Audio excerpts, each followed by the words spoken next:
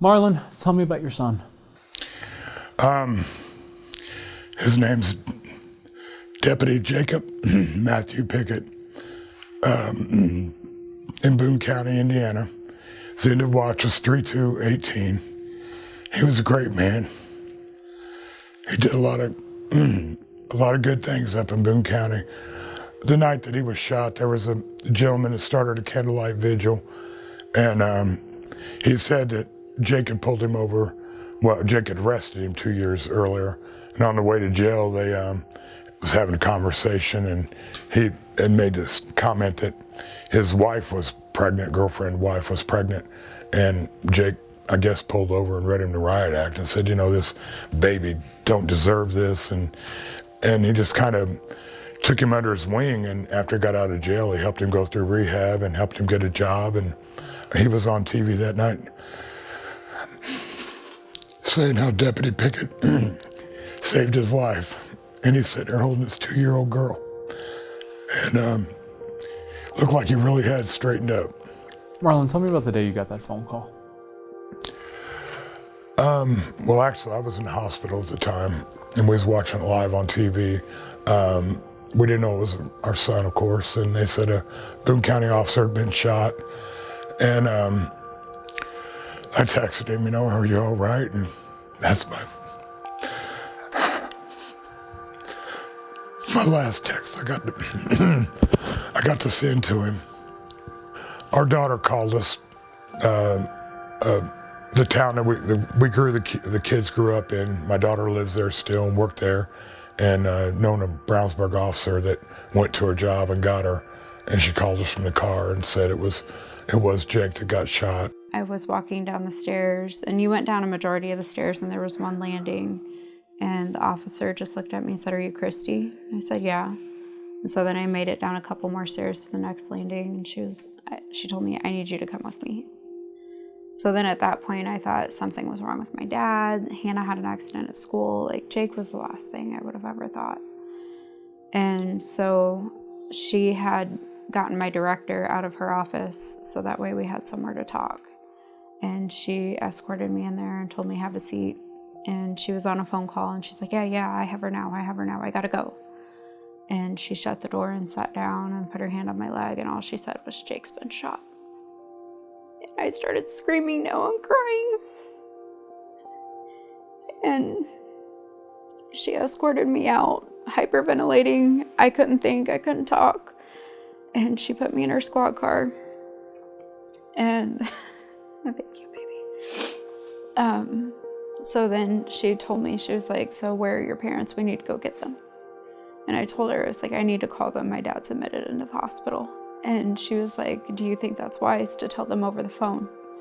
I was like, "They need to get things rolling. Like, it takes a while to get discharged." And so I called them, and my dad, first thing he said was, "It was him, wasn't it?"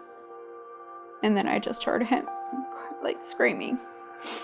And then he finally told us, he was like, "Don't worry about us. We'll get there. You just go be with him." And Jake had just been lifelined to St. Vincent's when I got there. And there was still hope. They didn't know that he was brain dead when I got there. The day he got shot, Marlin was getting released into rehab that day, and we had been in the hospital 3 weeks. So we had a lot of stuff up there. So I'm trying to pack the car. And we heard it on TV, but we were getting released and didn't know it was him, so I had to keep going, you know. And a nurse come out to the car and got me and told me it was Jake, and helped me get back upstairs, and it was just a whirlwind after that, so. I'm sitting there with IVs in, and I had a wound vac on my leg. I'd gotten bit by a brown recluse spider, and it turned horribly bad, you know. And so I called the nurse in and, you know, explained what's going on. Of course, I was getting a little irritated, and she was trying to calm me down, and I was starting to pull IVs out and everything, and she about tackled me on the bed. And we were very fortunate. We had a doctor that came up, and he was ex-Army, and he said, "You need to go do what you need to do." And he said, "As far as we're concerned, we're just gonna put you down to sleeping, and, you know, that way it won't be any conflict with insurance or anything." So we were very blessed have him in our lives to let us be able to do that. After everything happened, after the funeral, when everybody leaves, how do you begin to rebuild? At that point, it's basically one breath at a time, and then you build up to one step at a time. And then there's shirts made that's, there were signs on the funeral procession, Pickett Strong, and that's what we have to be. My son was a very strong man, and that's what I need to be, half as strong as what he was. If I could be half as strong, I'd be very proud, but that's where I get my strength from, is from the Lord and from Jake, because he was a very strong, brave man, and braver than I'd ever could have been. How'd your faith help you through this? Tremendously. My motto now is that it's an uphill battle, but the Lord's paved the road, so it's uphill, but it's smooth.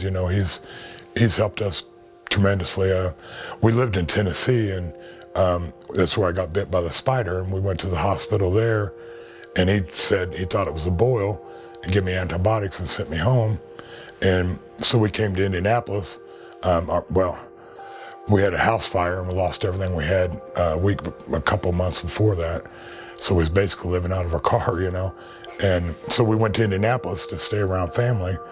And by the time I got there, I was so delirious, I had to go straight to the hospital, and they stuck me in ICU immediately. And they wound up, it turned into flesh-eating bacteria, and they had to cut. It was, I think, 14 inches by 7 inches by 4 inches deep, and that was a week before Jake got shot. But where the blessing in that is, Jake come up and spent 3 hours with us. 3 days before he was shot, he come to see me, and if I had been in the hospital, he's so busy we probably wouldn't have gotten to see him until the following weekend, and then he was shot on Friday, and so it was I would have went through all of it again a million times to be able to spend those last 3 hours with him. How'd your faith help you through this?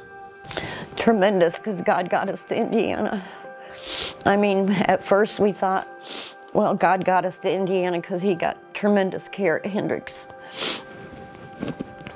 And then we got that visit, and then he got shot, and it was like God just kept making our picture bigger and bigger. If we went to a hospital in Tennessee, if they would have realized what that was and they kept him, we wouldn't have got our last visit, or we wouldn't even been here for the funeral. So God made that happen.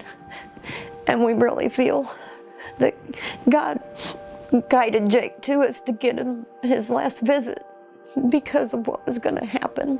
Our faith is stronger than ever right now because he did pave the road and he got us where we needed to be. I couldn't imagine missing all that. I hold on to that memory. It's the most thing I remember. The sheriff's daughter, such a sweetheart. They called her the bite toy because she'd put the suit on and let the dogs attack her, and she's a sweetheart. And he was showing me a video of his dog attacking her, and his laugh would just carry forever, and he's like, wait a minute, back it up, let me show you this again, And so, that's a very fond memory I have of. How did Concerns of Police survivors assist your family? Oh, they were awesome. Cynthia spoke with us, I believe, within a day or two of Jake getting shot, and started preparing us for the events and everything. And then we went to the parent retreat, and that was the most amazing thing we'd ever been to. Was the only way I can describe that was like a small piece of heaven. I mean, everybody there with the same common denominator, and as being the first year going, I would recommend anyone to go to that because it's a great healing process. Last thing I want to ask you, Marlin, your son was revived briefly so that he can hold on long enough to help others. Talk to me a little bit about that, because I think it's a real testament to who he was in terms of being able to give life.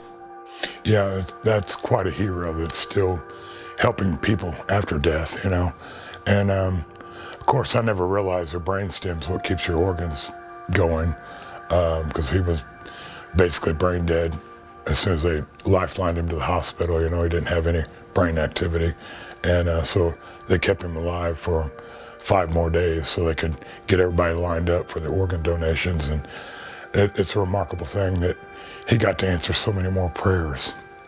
Your son, even with his death, was able to help save other lives. He still lives on, and it's like when he was born, he had a heart murmur, but his heart's still living today.